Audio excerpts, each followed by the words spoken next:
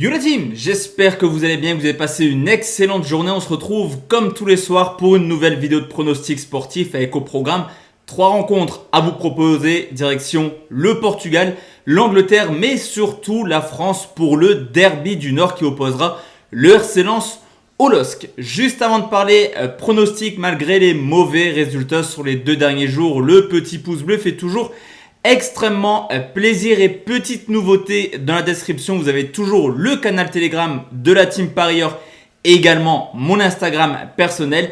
Mais j'ai également décidé de lancer mon propre canal Telegram sur lequel je vais vous proposer par moment des pronostics live, des montantes et pas mal de pronostics extra football. C'est-à-dire que par moment on parlera un petit peu de tennis, basket, enfin voilà. Ça va être un petit peu un fourre-tout entre guillemets ce canal Telegram, mais toujours basé dans les pronostics sportifs. N'hésitez pas à me rejoindre dessus. Tout est accessible juste en dessous dans la description.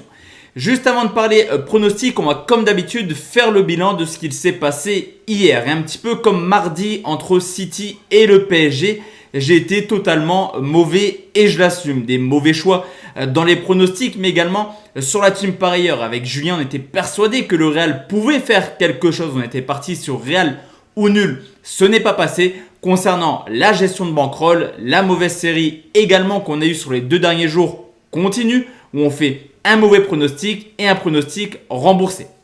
Cependant, malgré des mauvais résultats, je vois 2 motifs tout de même de satisfaction. Si vous êtes tant insatisfait justement sur les 2 dernières vidéos, c'est que vous avez eu l'habitude depuis maintenant plusieurs années d'avoir quand même des bons résultats sur la chaîne. Tout ce qui a été fait les 2 derniers jours, faut pas le remettre en question. Ça arrive, peut-être qu'aujourd'hui, demain et après-demain sera également une mauvaise série. Le but c'est de l'oublier assez rapidement. Et le positif également, c'est que malgré ces 2 mauvais jours, la gestion de bankroll est là pour nous sauver. Un mauvais pronostic, 2 pronos remboursés.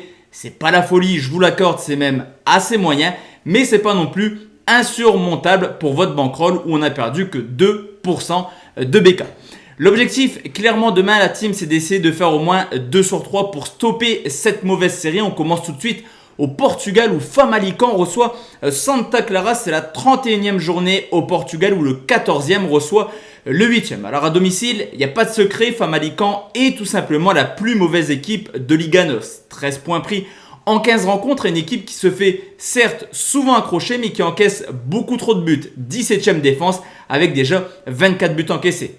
Du côté de Santa Clara qui réalise une belle petite saison cette année au Portugal, on peut quand même constater pas mal de difficultés à l'extérieur où ils ont déjà perdu 8 fois cette année.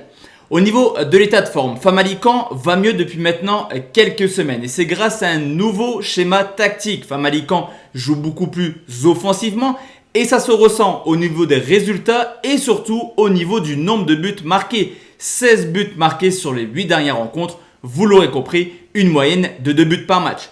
Santa Clara reste quant à eux sur une très mauvaise série de 4 matchs sans victoire et également sur une série totalement folle à l'extérieur de 14 matchs de suite en encaissant au moins un but.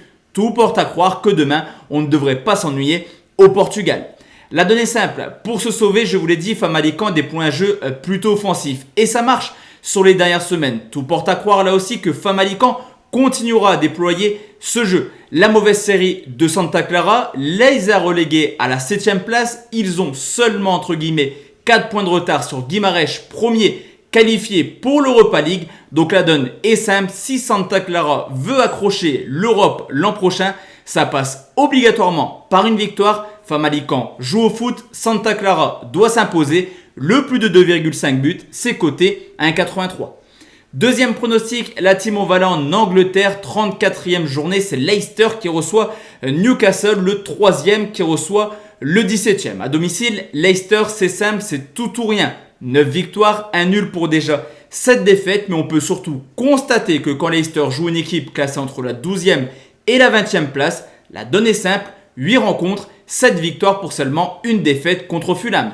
Du côté de Newcastle, auteur d'une saison très moyenne, son parcours à l'extérieur est vraiment révélateur de sa saison. Très poussif, 16 points pris en 17 matchs et une équipe qui peine à marquer, 19e attaque avec seulement 14 buts marqués.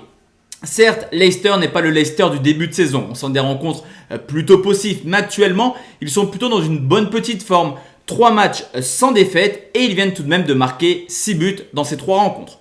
Newcastle, quant à eux, reste sur une défaite contre Arsenal sur le score de 2-0. Une défaite qui met fin à une très belle série de 5 matchs sans défaite. Mais une défaite qui confirme clairement le fait que Newcastle sera en roue libre en fin de saison. Avec pas mal de points d'avance sur Fulham, en l'occurrence 8, ils sont quasiment maintenus en première ligue.